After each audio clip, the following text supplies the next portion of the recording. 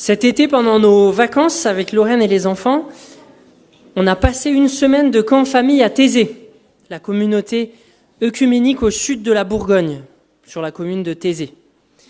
Et certains soirs, nous allions à Aurillac. Qui sait ce que c'est Aurillac à Thésée? Personne? C'est la buvette de Thésée. Et dans la buvette, il y a des distributeurs de canettes qui, pendant la semaine où on y était en tout cas, ne fonctionnaient pas très bien. Parfois, après que certains avaient payé, les canettes restaient coincées dans la machine. Et mon fils Adam avait fini par comprendre comment les décoincer. Par quelle trappe passer, quel geste faire pour que la canette finisse par tomber. Alors lorsque les personnes qui avaient payé étaient encore là, il leur donnait la canette, mais si c'était coincé depuis un moment et que la personne était déjà partie, il récupérait pour lui et ses copains le trésor ainsi extrait de la machine. Si je vous raconte ça, c'est parce qu'il me semble que parfois, on fonctionne aussi comme ça avec Dieu.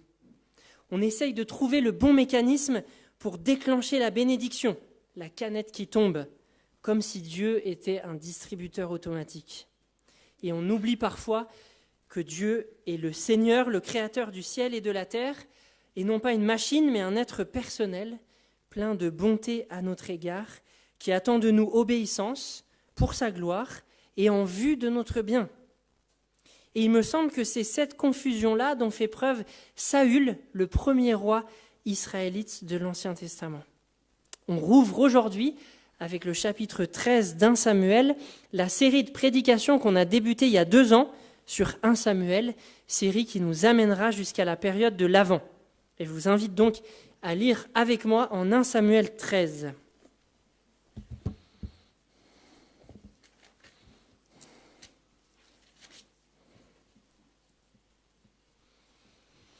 Saül était âgé de 30 ans à son avènement et il régna 42 ans sur Israël. Il sélectionna 3000 soldats d'Israël, 2000 pour rester avec lui à Michmas et dans la région montagneuse de Béthel, et 1000 qu'il plaça sous les ordres de son fils Jonathan à Gibéa de Benjamin. Les autres soldats furent renvoyés dans leur foyer. Jonathan abattit la stèle dressée par les Philistins à Géba. Alors se répandit rapidement parmi les Philistins la nouvelle que les Hébreux s'étaient révoltés. Saül fit annoncer la chose au son du cor dans tout le pays, que les Hébreux le sachent.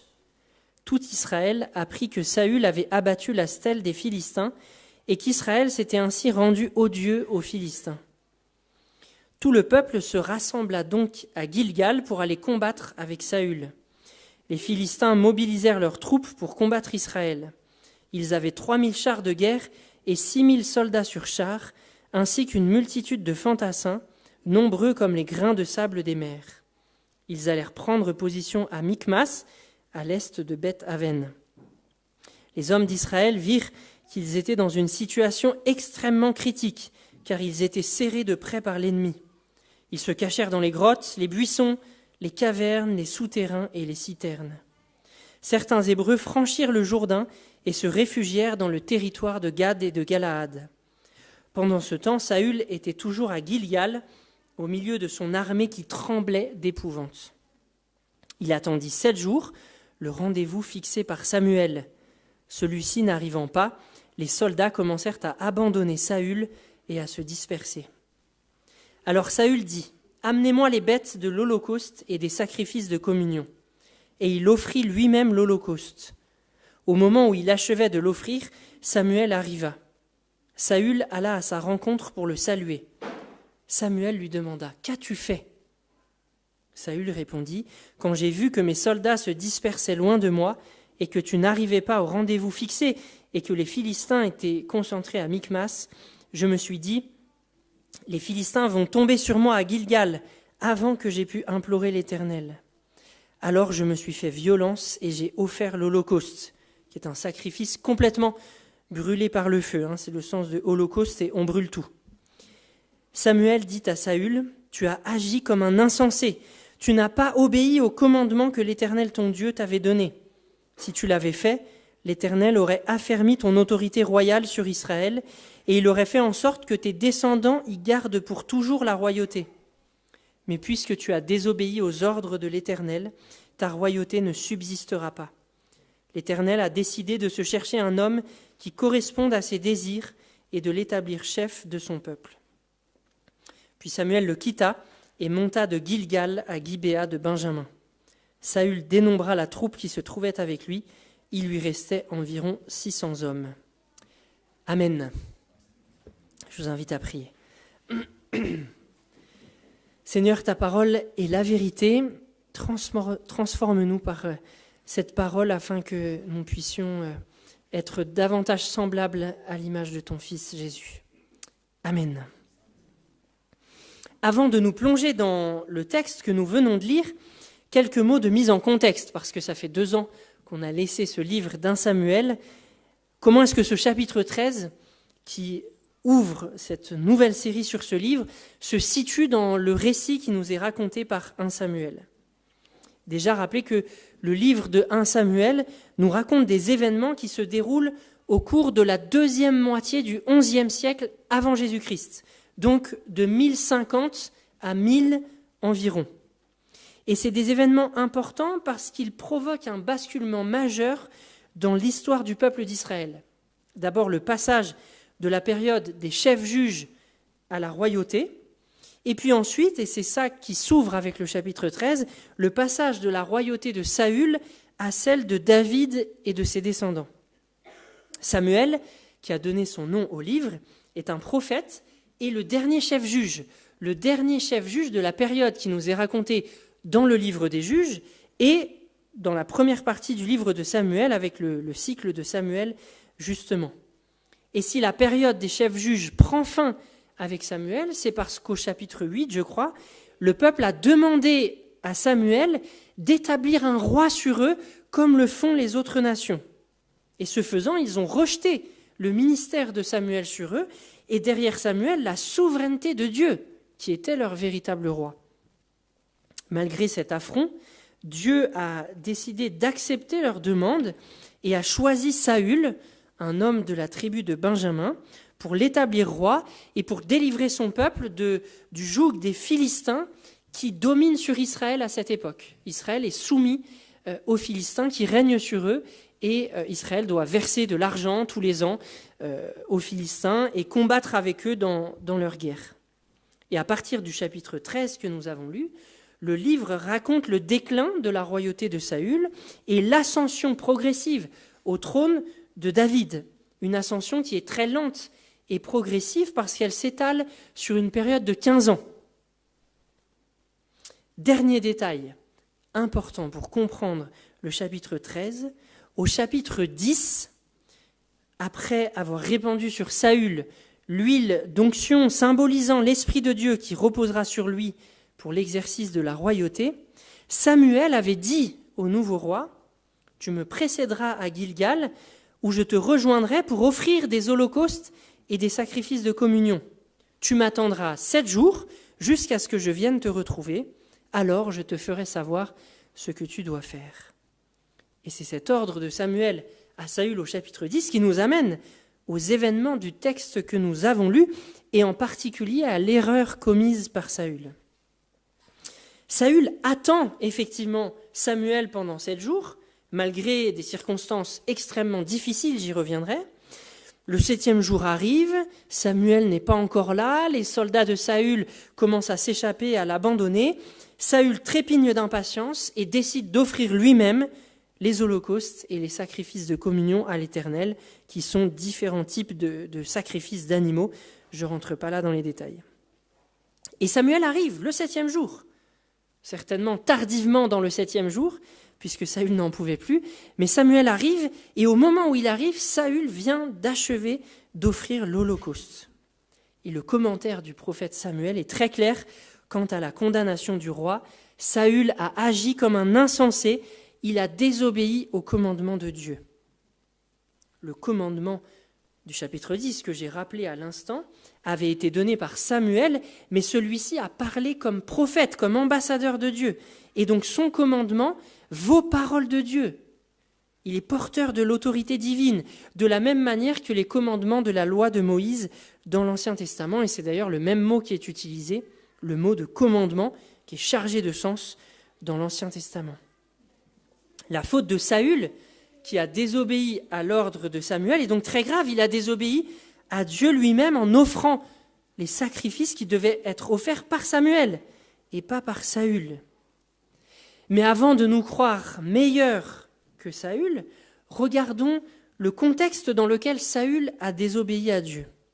Non pas pour l'excuser, mais pour mieux comprendre ce qui l'a amené à cette désobéissance et plus encore pour en tirer un enseignement pour nos propres vies. Saül subit à ce moment-là une pression énorme.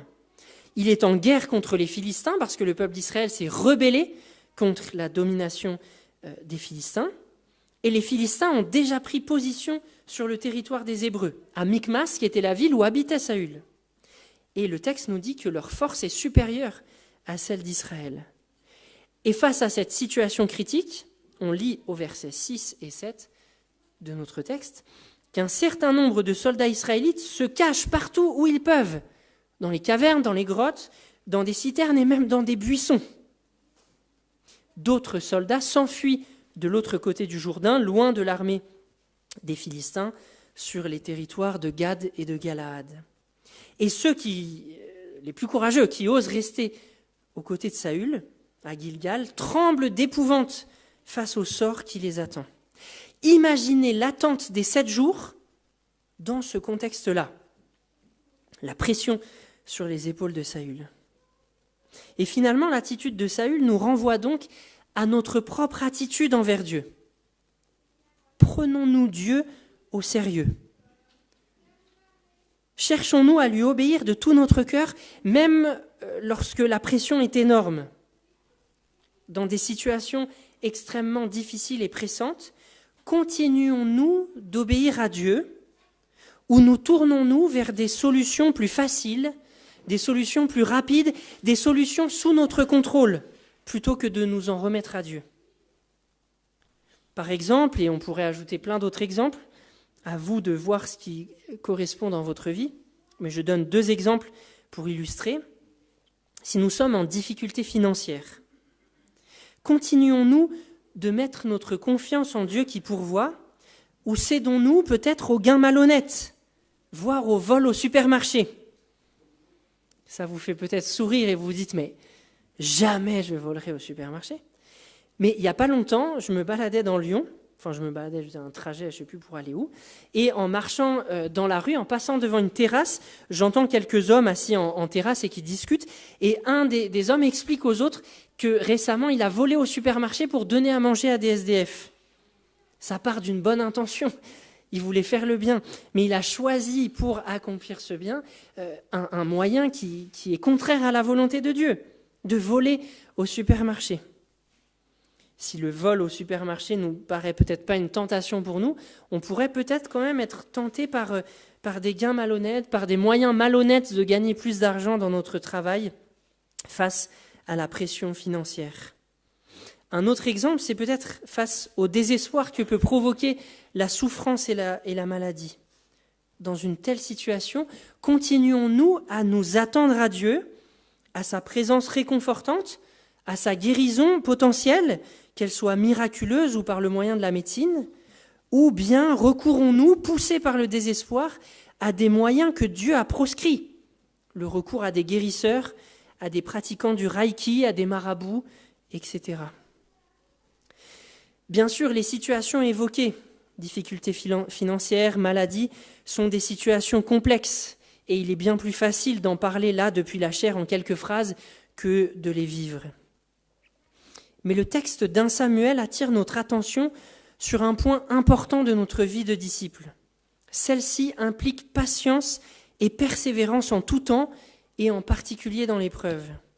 Persévérance dans la confiance en Dieu, persévérance dans l'obéissance. Et c'est un thème si important que Jésus et les apôtres reprendront ce thème de la persévérance dans la vie de disciple maintes fois dans le Nouveau Testament. Cela dit, la désobéissance envers Dieu n'est qu'une facette, me semble-t-il, de l'offense commise par Saül en 1 Samuel 13.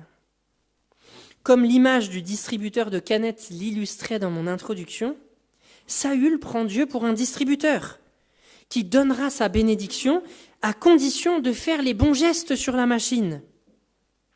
Saül se justifie ainsi auprès de Samuel pour avoir sacrifié lui-même l'Holocauste. Il dit « Quand j'ai vu que mes soldats se dispersaient loin de moi, que tu n'arrivais pas au rendez-vous fixé et que les Philistins étaient concentrés à Michmas, je me suis dit « Les Philistins vont tomber sur moi à Gilgal avant que j'aie pu implorer l'Éternel. » Alors je me suis fait violence et j'ai offert l'Holocauste.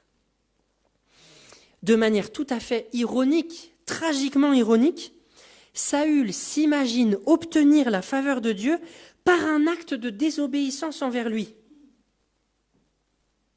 Et là encore, avant de nous croire meilleurs que Saül, il est utile de nous rappeler qu'il a cédé à une tentation que nous connaissons tous, qu'on pourrait appeler la tentation ritualiste, et qui consiste à croire qu'en accomplissant les bons rituels, en faisant les bons gestes, en disant les bonnes paroles, Dieu nous sera favorable et nous accordera sa bénédiction. Et c'est une tentation permanente pour l'humanité, parce que le ritualisme a ceci de rassurant. Il nous donne l'impression, illusoire, mais l'impression quand même, que nous contrôlons la situation, que nous contrôlons jusqu'à Dieu lui-même, et que nous avons les moyens par nous-mêmes, par des rites à accomplir, de nous sortir d'une situation difficile. Mais c'est une impression illusoire. Au chapitre 15, sur lequel nous reviendrons en prédication dans 2 ou 3 semaines, alors que Saül désobéira de nouveau à Dieu en lui offrant des sacrifices, Samuel lui dira cette phrase qui revient à plusieurs reprises dans l'Ancien Testament. « Le Seigneur prend-il autant plaisir aux holocaustes et aux sacrifices qu'à l'obéissance de celui qui écoute le Seigneur. Écouter vaut mieux que les sacrifices. Prêter attention vaut mieux que la graisse des béliers. » Autrement dit, l'écoute et l'obéissance de Dieu vaut mieux que l'accomplissement des rites, même les rites que Dieu lui-même a demandé d'accomplir. Les sacrifices que Saül offre dans ce texte sont des sacrifices que Dieu lui-même a demandé d'accomplir. Ce ne sont pas des rites qui posent problème en eux-mêmes. Mais ce qui compte, c'est d'avoir un cœur entièrement tourné vers Dieu. Et ça compte plus que l'accomplissement de gestes extérieurs pour se rendre Dieu favorable avec un cœur partagé, comme le fait Saül ici. Bien sûr, nous ne sommes certainement pas tellement concernés par la tentation de manipuler Dieu par des sacrifices de vaches ou de béliers. Mais le ritualisme peut prendre bien d'autres formes dans nos vies. Nous pourrions penser que si nous disons les bonnes prières, si nous utilisons les bons mots et les bonnes formules, Dieu ne pourra faire que nous écouter et nous accorder ses bénédictions. Nous pourrions croire aussi qu'à travers tel acte d'obéissance, telle bonne action ou tel renoncement, tel sacrifice au sens métaphorique ici, dans nos vies, Dieu serait alors comme contraint de nous accorder ce que nous désirons profondément. Mais ce serait oublier que Dieu n'est pas un marchand de tapis avec lequel on marchande. Cette grave offense commise par Saül envers Dieu, désobéissance et tentative de manipulation de Dieu, appelle une sanction que Samuel explicite. Il n'y aura pas de dynastie saülique. Les descendants de Saül ne deviendront pas rois à sa suite. Au lieu de cela, Dieu cherchera un nouveau roi qui corresponde à ses désirs. Ce nouveau roi, selon les désirs de Dieu, si vous êtes familier de la Bible, vous le savez déjà, ce sera David, dont la dynastie, contrairement à celle de Saül, perdurera. Mais David lui-même commettra des erreurs. David lui-même désobéira à Dieu. Et en creux, cette offense commise par Saül et les manquements de David plus tard vont susciter l'attente d'un roi qui, lui, ne cédera pas à la tentation. Un roi qui, lui, marchera sans faillir dans l'obéissance envers Dieu et qui obtiendra ainsi pour son peuple la faveur de Dieu et la victoire sur ses ennemis. Et c'est exactement ce qu'a accompli Jésus, le roi qui est un descendant de David, tenté dans le désert par le diable, qui veut le pousser à manipuler Dieu en sautant du temple pour forcer Dieu à le sauver. Jésus tient bon et affirme au diable qu'on ne force pas la main de Dieu. Et toute sa vie va être conduite par l'obéissance envers son Père jusqu'à la mort sur la croix. Et c'est d'ailleurs à la croix qu'il a, en tant que notre roi, payé à notre place la condamnation que nous méritions pour nos fautes et vaincu l'ennemi de nos âmes, celui qui rôde autour de nous pour nous tenter et pour nous susurrer des accusations à l'oreille. Si nous plaçons notre foi en Jésus, nous sommes donc réconciliés avec Dieu et pardonnés par lui. Nul besoin alors de chercher à le manipuler par les bons gestes ou les bonnes paroles. Dieu nous est déjà favorable. Rien ne peut nous séparer de son amour. Et rien que nous pourrions faire nous ferait davantage aimer de lui. Il nous aime déjà pleinement. Contrairement à Saül, menons alors une vie d'obéissance persévérante, non pas pour obtenir les faveurs de Dieu, mais en réponse reconnaissante à toutes les bénédictions qu'il nous a déjà accordées en Jésus, le roi davidique. Amen. Je vous invite à quelques instants de silence pour recevoir ces paroles.